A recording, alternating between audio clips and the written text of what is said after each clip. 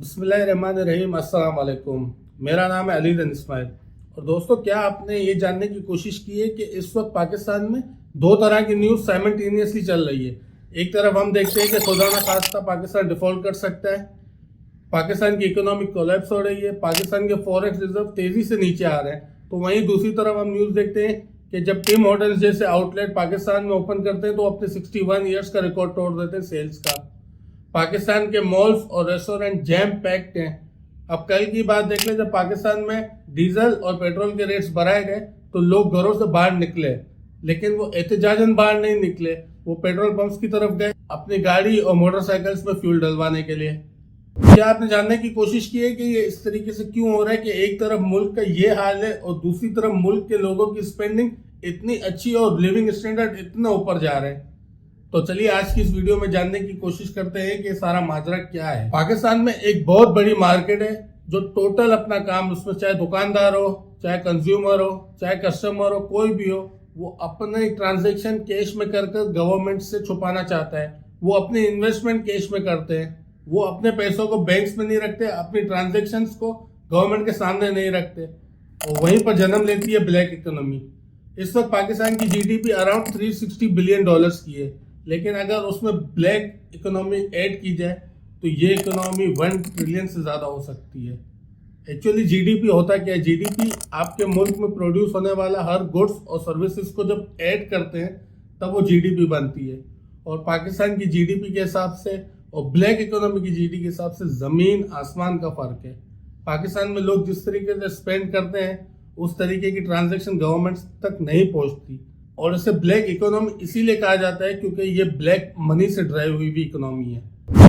अगर black money की हम डेफिनेशन देखें ना, तो हर वो ट्रांजैक्शन, हर वो पैसा जो गवर्नमेंट से छुपा हुआ है और गवर्नमेंट के पास उसका रिकॉर्ड नहीं है और उसका आपने टैक्स पे नहीं किया है, तो that become your black money, और वहीं से जनरेट होती है ब्लैक इकोनॉमी। लेकिन अब सवाल ये पैदा होता है कि लोग ब्लैक इकोनॉमी में ज्यादा इंटरेस्टेड क्यों है? पाकिस्तान में सीधी सीधी ट्रांजैक्शन नहीं करते, लेकिन अपने पैसों को, अपने असासों को, अपने इन्वेस्टमेंट को गवर्नमेंट से छुपा के रखना चाहते हैं। जब मैंने इसके ऊपर रिसर्च की ना, तो इसके दो बड़े रीजन सामने हैं कि पाकिस्तानी अवाम टैक्स क्यों नहीं देती और पाकिस्तानी अवाम अपनी ट्रांजैक्शन ट्रांसपेरेंट क्यों नहीं रखती। इसमें जो सबसे बड़ा रीजन है ना, वो है benefits to tax payer. Pakistan में जो टैक्स पेयर्स को बेनिफिट मिलता है ना, वो बहुत थोड़ा सा है। मीन अगर आपने कोई गाड़ी ली है या कोई घर लिया है, जब उसके पेपर्स आप ट्रांसफर करवाने जाएंगे तो वहां पे आपको कंसेशन मिल जाएगा। और इसी तरीके के कंसेशन मिलते हैं जो बंदा कभी जिंदगी में 1 या 2 या 3 बार ज्यादा से ज्यादा वो काम करता है। हमारी बेसिक लाइफ में, हमारी बेसिक नीड्स में टैक्स पेयर को कोई भी बेनिफिट नहीं है। फॉर सपोज हमारी एजुकेशन में, हमारी हेल्थ में, हमारे इंफ्रास्ट्रक्चर में, हमारे रोजमर्रा के काम में, वहां पे टैक्स पेयर को इतना ज्यादा बेनिफिट्स नहीं मिलते, तो लोग टैक्स की तरफ वैसे ही नहीं आते। अभी आप अगर लोगों से ऐसे ही टैक्स मांगने जाएंगे या ऐसे टैक्स कलेक्ट करने जाएंगे तो लोग इंटरेस्टेड नहीं होंगे। जब तक लोगों को अपना बेनिफिट नहीं मिलेगा वो टैक्स की तरफ नहीं आएंगे। फॉर सपोज अगर आपने एजुकेशन अच्छी दी, फॉर सपोज अगर गवर्नमेंट स्कूल में हमें टॉप लेवल की नहीं, अगर मिडिल लेवल की भी एजुकेशन मिलती है फ्री, तो बंदा हंसी खुशी टैक्स देने के लिए तैयार है। अगर एक हाई फाई हॉस्पिटल की तरह नहीं, अगर एक मिडिल हॉस्पिटल की तरह भी सहूलतें मिल जाए गवर्नमेंट हॉस्पिटल में, तो लोग हंसी खुशी टैक्स देने के लिए तैयार होंगे। लोग क्यों नहीं देंगे टैक्स? लेकिन हमारे यहाँ पे टैक्स बेनिफिट्स बहुत कम है। और दूसरा सबसे बड़ा रीजन है, पाकिस्तान की आवाम को अपने हुक्मरानों पे इस वक्त ट्रस्ट बिल्कुल भी नहीं है। अब जब बल्दियाती इंतखाबात हुए थे ना कराची में, तब बहुत कम टर्नआउट आया था। तब मैंने भी ट्वीट किया था कि कराची की आवाम वोट देने नहीं निकलती और अपने हक के लिए सिर्फ सोशल मीडिया पे लड़ती है। लेकिन उसके बाद जब मैंने इस चीज़ पे गौर करना शुरू किया, लोगों की पोस्टें देखी, लोगों के कमेंट्स देखे, तो यार अब कराची के लोगों को ना ऐसा लगता है कि फ़र्क ही नहीं पड़ता कि कोई भी आ जाए। उन्होंने अपना एक माइंड सेट बना लिया कि यार हमारी ज़िंदगी इसी तरीके से चलनी है, हमें इसी तरीके से रहना, अब कोई भी आ जाए। तो पाकिस्तान की आवाम को ट्रस्ट ही नहीं है गवर्नमेंट पे। और जब तक गवर्नमेंट का और आवाम का आपस में ट्रस्ट नहीं होगा, एक रिलेशन बिल्ड नहीं होगा, एक स्ट्रॉन्ग बॉन्डिंग नहीं होगी, तो मुल्क का चलना बहुत मुश्किल हो जाता है। वैसे भी ना हमारी आवाम गवर्नमेंट पे ट्रस्ट करती है, ना हमारे इदारों पे ट्रस्ट करती है कि वो हमारे बेनिफिट्स के लिए कुछ करेंगे। और आवाम की बात एक तरीके से सही भी है। 75 साल से हम यही देख रहे हैं कि आवाम को कोई अच्छा बेनिफिट मिलता ही नहीं है, तो क्यों आवाम गवर्नमेंट के पीछे आएगी। ये सबसे बड़ा रीज़न है।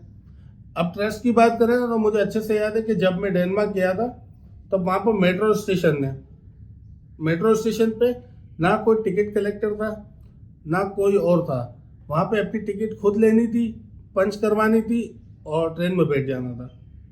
लेकिन वहाँ पर जब टिकट कलेक्टर ही नहीं है तो भी हर एक बंदा वहाँ पे टिकट पंच करवा रहा था।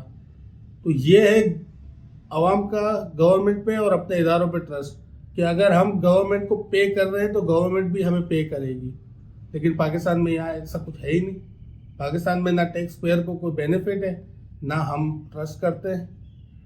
तो इस वजह से हमारे यहाँ पे जो ब्लैक इकोनॉमी है वो इतनी बूम है। और एक और बात मैं आपको बता दूं कि हमारी आवाम को कैश पे ट्रांजैक्शन करने की आदत है। हमारी आवाम कैश पे ट्रांजैक्शन करने की आदी हो चुकी है। उनको कैश पे ट्रांजैक्शन करना इजी लगता है। हमने कोई और पोर्टल बनाया ही नहीं। अगर हम यूपीआई पेमेंट को इम्प्लीमेंट करते, इंसानों को बेनिफिट देते कि भाई आपका काम मिनटों में हो सकता है, आपकी ट्रांजैक्शन मिनटों में हो सकती है, आपको उतने कैश कैरी करने की ज़रूरत ही नहीं पड़ेगी, तो आवाम अपनी सहूलत देख के यहाँ पर आती और गवर्नमेंट के पास डेटा भी आता। लेकिन हमारे यहाँ पे इन चीज़ों को प्रायोरिटी दी ही नहीं जाती। अगर आपको किसी भी कस्टमर का या किसी भी अपने सिटीजन का डेटा चाहिए तो गवर्नमेंट के लिए ये चीज़ कितनी मुश्किल है। गवर्नमेंट आसानी से कर सकती है, लेकिन मसला ये है कि आपको अपनी आवाम को बेनिफिट देना होगा। जब आप उनको बेनिफिट देंगे तभी वो आपकी तरफ आएंगे। आप बेनिफिट ही नहीं देंगे तो वो कहाँ से आएंगे। और जहाँ उनको बेनिफिट मिलता है वहाँ वो जाते हैं, जहाँ उनको वैल्यू फॉर मनी मिलती है वहाँ वो जाते हैं। टिम हॉर्टन्स में इतनी बड़ी लाइन क्यों लगी? लोग बेवकूफ़ तो नहीं है या लोगों इतने वेले तो नहीं है कि लाइन लगा रहे, लेकिन उनको पता है कि पैसों की वहाँ पे वैल्यू है।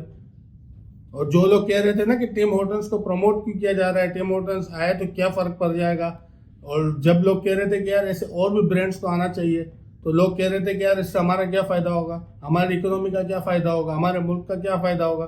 तो उनको मैं बता दूं कि भाई अगर टिम हॉर्टन्स आया या स्टारबक्स आता है, अल्लाह करे, या ज़ारा या H&M आते हैं तो वो अपना आउटलेट यहाँ लाएंगे, अपनी इन्वेस्टमेंट यहाँ लाएंगे, लेकिन वो यहाँ के लोगों को ही हायर करेंगे ना।